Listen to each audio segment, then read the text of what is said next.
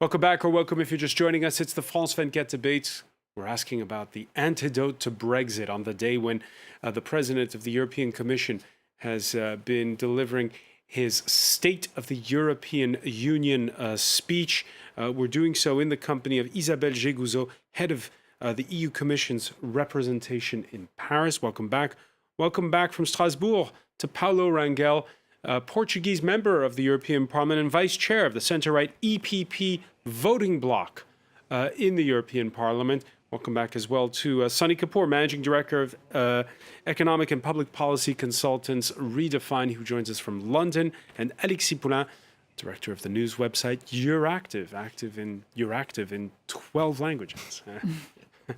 Anyway, we were talking just before the break about whether or not more Europe is the solution going forward, what can be said and can't be said when you're the Commission President just before a big summit of heads of state, which happens on Friday in Slovakia. And we heard from a pro-Brexit minister complaining that Jean-Claude Juncker's answer to all is more Europe. He's echoing in large part, but not incompletely, what French far-right leader Marine Le Pen said in calling for a Frexit referendum.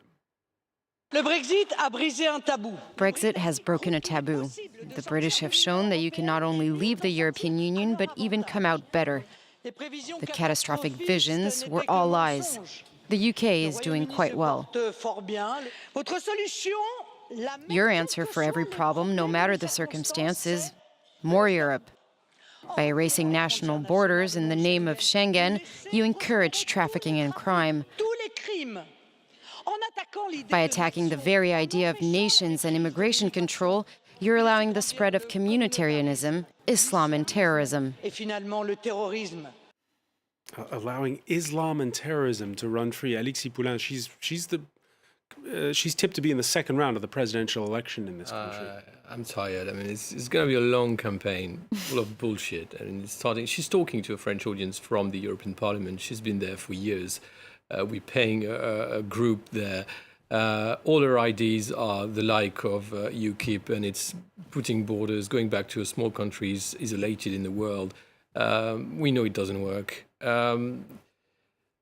Why does it work? I think it shows, well, the lack of PR for Europe and saying that actually Europe is everything good for European citizen, French citizen, British citizen, Spanish citizens, and whatever. And it's not a Europe against nation. I mean, we have to sort of end this federalist view of Europe that is a fear of a lot of nations, but saying that it's actually the ultra protection that will give the power to tackle the GAFAs like Apple, and saying, no, actually you have to pay your taxes in Europe, in the country you operate with.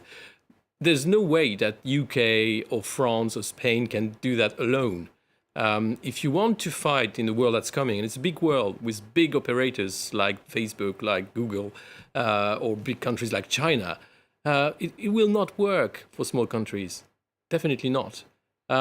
So I don't know what has to be done, but I ask to you, madam, but in the country where you are, how could you actually join in the debate like you do tonight? Tell the European citizen, the nations, all the good things that Europe do, but not like you do, with like big events and, small PR, but just show the goods. And so we end this wave of nationalism, populism that is killing Europe and is killing us. Well, you are absolutely right. It's for us to show everyday life progress that Europe has shown. I mean, just one example that she mentioned, Schengen. She says that Schengen is just a disaster.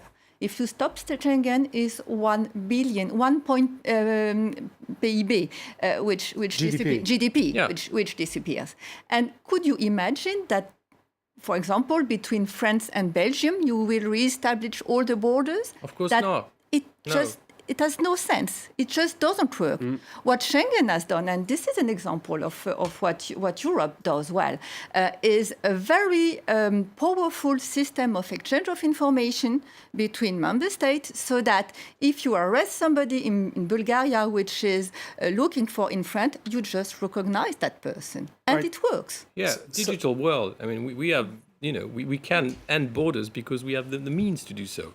All right, Sunny Kapoor, we've been over this before. I think it's a town in Wales that got the most EU funding for things like building roads that voted at 60% in favor for Brexit, and some put it down to PR. But let me ask you about something else we heard from Marine Le Pen. She said, hey, everybody said that Britain would collapse after the vote, and it hasn't happened. Oh, gosh. Well, I just did an interview this morning on the topic, and the biggest reason for that is that a Brexit has not happened. And I think people keep forgetting in the rhetoric and in the media portrayal, and they talk about a post-Brexit Britain.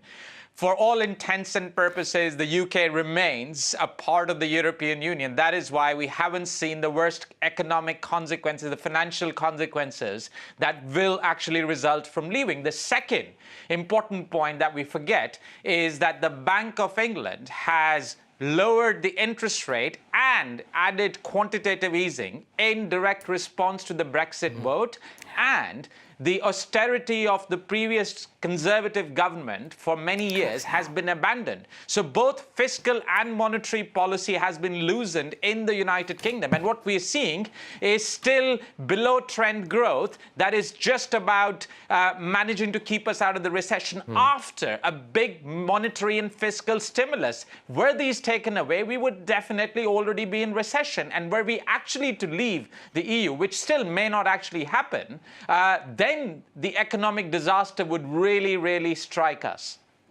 Paolo Rangel, on that score, ahead of this speech that we heard on Wednesday in Strasbourg, there was Luxembourg's foreign minister calling for a suspension of Hungary over its anti-migrant policy, which he says is contrary to European values. We've seen that Human Rights Watch has denounced Hungary for a 16 million euro public relations campaign, which, according to Human Rights Watch, is full of falsehoods when it comes to migrants going to Hungary. What's your stand on this? Should a country like Hungary be provisionally suspended from the EU? Well, I really don't think so, because we don't have any evidence at the moment that they are overcoming the red limits. What I must say, by my experience, is that the previous Commission has, especially Viviane Reding, that is it was the commissioner from Luxembourg.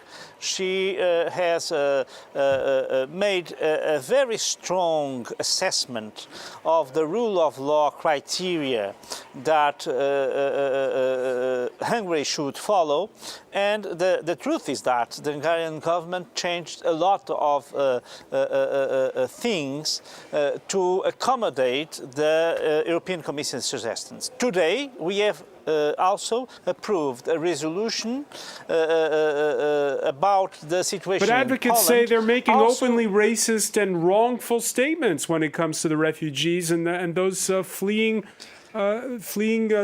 war in the Middle East. I wouldn't say that we have any evidence, clear evidence of that. Human Rights Watch says so. I think. Okay, but Human Rights Watch has its own criteria. I'm saying the European Commission and European Union. But I'm totally sure that if there is any behavior from the Hungarian authorities or from other country authorities that is not in line with the fundamental rights of the human being and with the treatment that is due to all the citizens, even to all persons, even refugees, this will be a matter that will really be addressed in a very hard manner by the European authorities. I must say, as I was saying, that I have the experience of the dialogue between European Commission and Hungarian government, and now between European Commission and Polish government, and this experience shows that we are very effective preventing and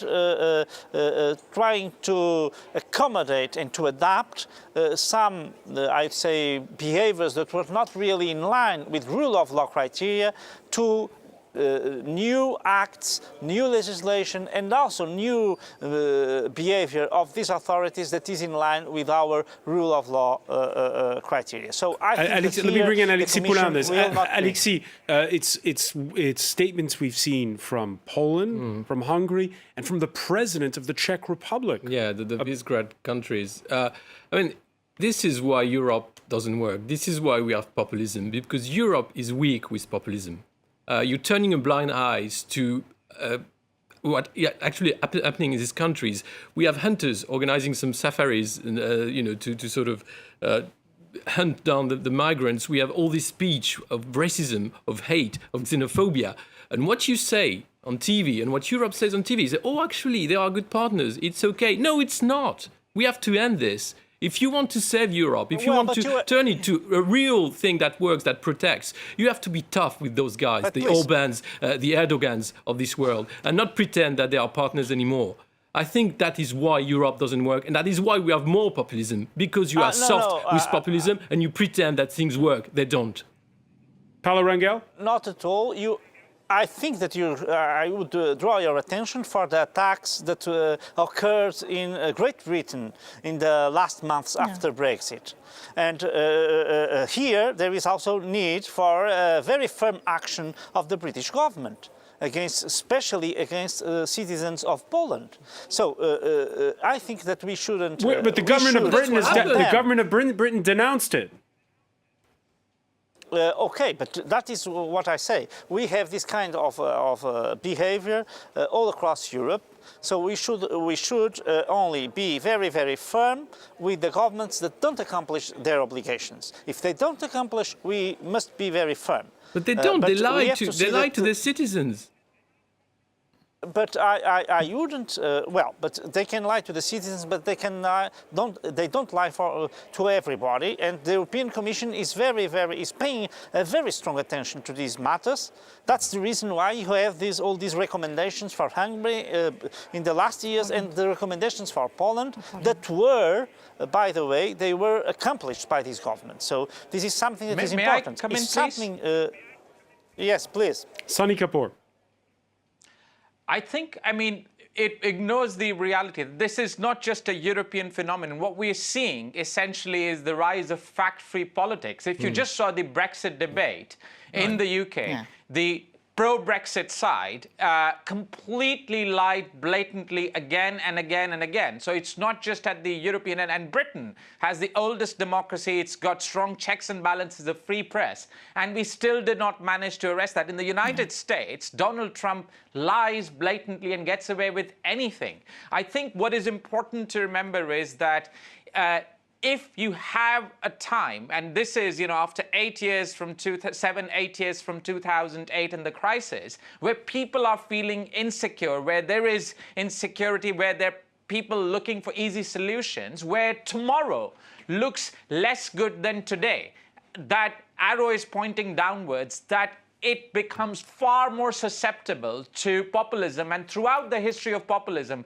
it is at insecure times like this that the ground for populism is fertile. And the single best remedy against populism, in addition to what we need to do to stop the worst excesses, is actually to make sure that tomorrow again starts to look better than today for EU citizens, that economic growth is back. Italian real GDP per capita today is lower than it was in 1999. We talk about Japan's lost decade. That's a lost 16 years and is not expected to go back to 1999 levels until 2020.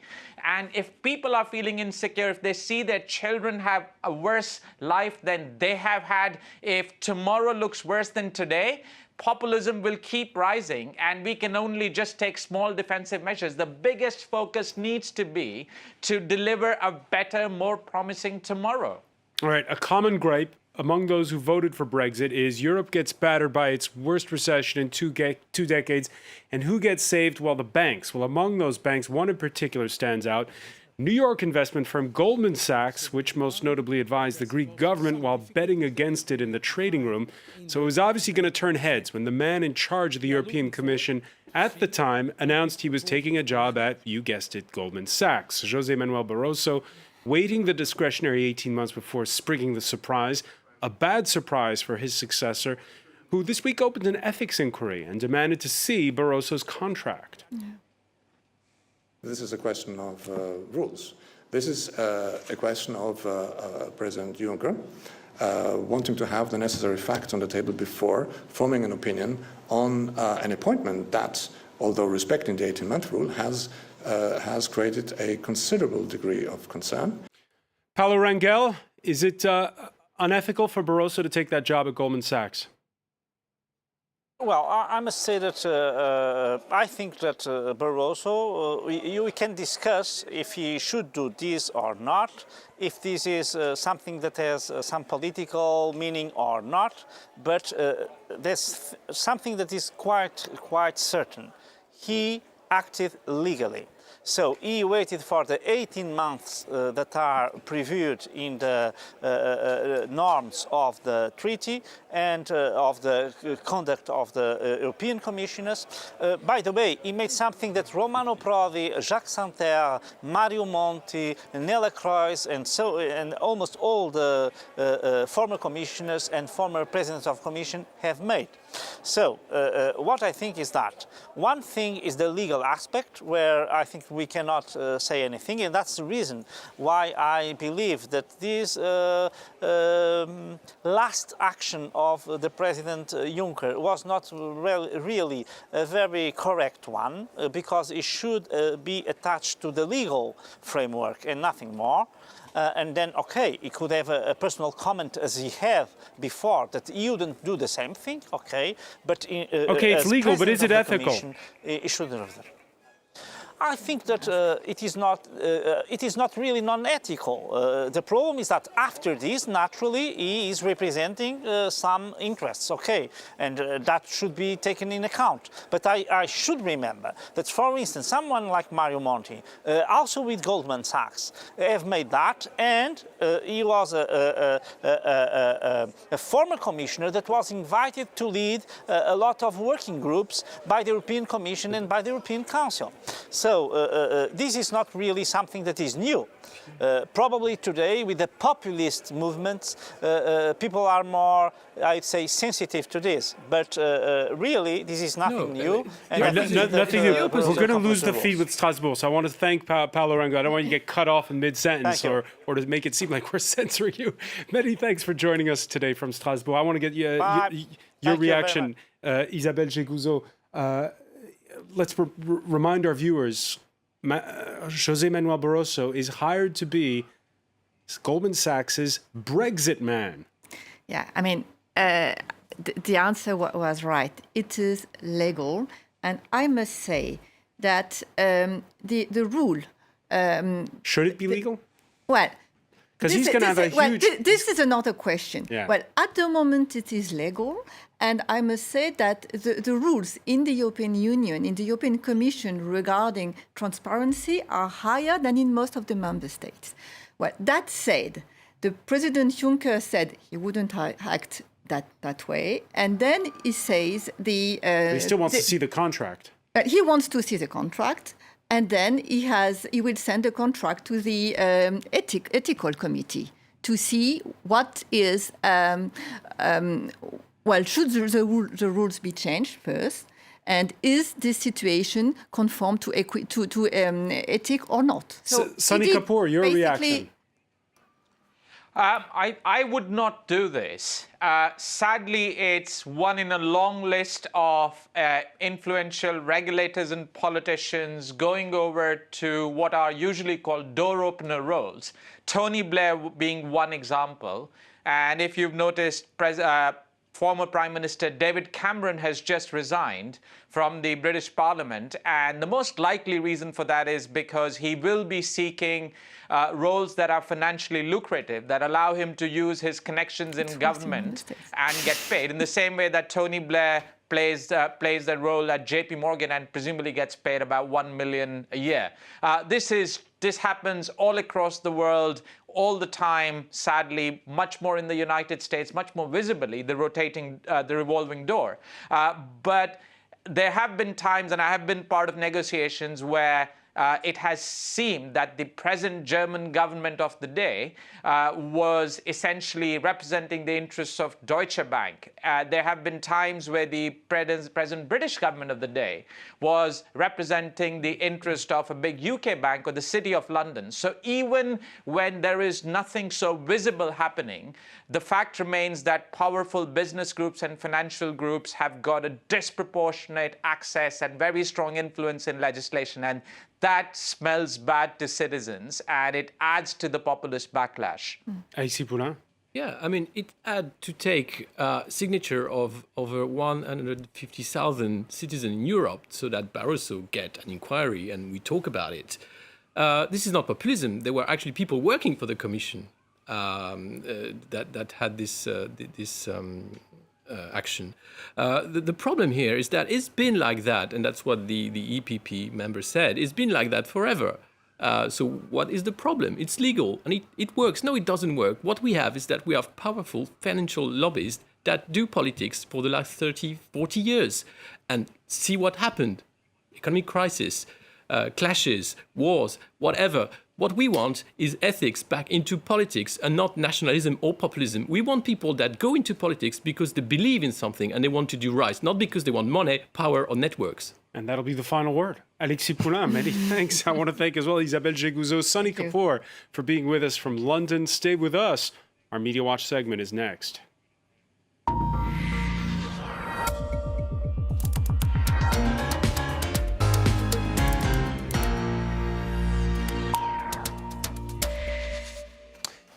And we say hello to Emma James. We heard Sonny Kapoor during the debate saying, well, there may not even be a Brexit. Indeed. It is the question that so many people are asking in the United Kingdom in particular, I was a bit surprised when he said it, because, I mean, you know, we've heard Theresa May, the Prime Minister, say, you know, Brexit is Brexit. And exactly. Brexit means Brexit. She keeps repeating it. And I think it's one of those things that she's repeating in the hope that if she says it enough, it will actually become true. There are a lot of people in the United Kingdom who still believe it won't happen. And what isn't helping Theresa May in spreading that message is the fact that not everyone's singing from the same hymn sheet within her own party. If we take a look at the Guardian newspaper, they're reporting on the fact that Ken Clarke, a very well-respected senior Conservative politician, former Chancellor, of course, or Finance Minister, as most of the world refers to these jobs. He has told constituents who contacted him concerned about what Brexit might mean for them, that the EU referendum is not binding. It's come from a leaked email in which he also said that most MPs, he was very frustrated because they just paid lip service to the supposedly democratic nature of the exercise. yeah, we all know it's not binding, but for politicians, it is. Well, what he was thinking, and for those who were hoping he's right, this is the slightly disappointing side to it. The goalposts do appear to have moved since that email was sent, because he was expecting there to be a vote in the Houses of Parliament on whether or not to trigger Article 50. Theresa May, Downing Street, has now said, no, that's not going to happen. So you could argue that this really is a little unfair to bring this up now because the goalposts have moved. However, as with all things Brexit, the waters get muddier still because David Davis, the man who is in charge of the UK's exit route from the European Union, has actually come out and said this, that Parliament may be able to block a full Brexit. What's a full Brexit means you sever all ties. There's no Brexit light. It's Yes, it's kind of difficult to work out exactly what he means by this, but what he is saying is that Parliament could still scupper it because the House of Lords, if there's a change in legislation, which there will have to be because of all the EU rules and regulations that we currently follow in the United Kingdom, there will have to be changes in law, and for there to be a change in law, the Parliament has to back that. Alexis Poulain, you can bemoan the use of a referendum, you can bemoan the result that came out of it, but what if the will of the people now is not respected? Well, it's the will of half of the people. So that's all what's tricky with 52%. referendum. Yeah, but it's always like, it's not like 80% or 90%, it's 52% of people. I believe the margin was but it's the narrower people. and the No, French it's the game. approved the It's euro. the game. It's the game. So what it says is that it's actually made by populists and it's sort of backfiring to them. Because what's happening now is that you don't respect the democratic opinion or even the democratic game. Referendum are dangerous games, and we see that. We've seen that with Tsipras or in the past. But this one, probably, and Brexit, and the fact that UK is delusional about what happened, it tells a lot about how we play with people. And this is dangerous in all a message for all European countries. Right. And of course, the other thing that feeds into the sort of the vagueness of this all is the fact that there's no time frame. The Wall Street Journal has picked on this particular quote from David Davis, saying, "I would rather go a month late and get it right than go a month early and get it wrong." So no one is putting a date on this one yet. Just to finish off with this one. What's your prediction on that, Isabelle Gégouzeau? Well, I mean, we have to wait until the UK makes its demand, but clearly we cannot wait for too long time because it's uncertainty, and uncertainty is dangerous for Europe, for UK, for our economy. So it has to be done. Well, Theresa May said it will be done in the beginning of the year. The earlier, the better. Emma James, a final word. Final word. Politiken, the Danish newspaper, has commissioned 28 different cartoonists from all of the member states in Europe to draw what their vision of Europe is right now. And some of them are fabulous. They're really, really good. This one is from El Mundo, from the Spanish newspaper. It features a lion with you can see a trap on its head. And what the artist was saying is that this is a proud lion duped into something he didn't want with lies. And this one, of course, instantly recognisable to anyone who knows Monty Python. This a take on the Ministry for Silly Walks sketch and walking himself right into a drain hole there. All right, Emma James, many thanks. I want to thank our panel once again. Thank you for being with us here in the France 24 debate.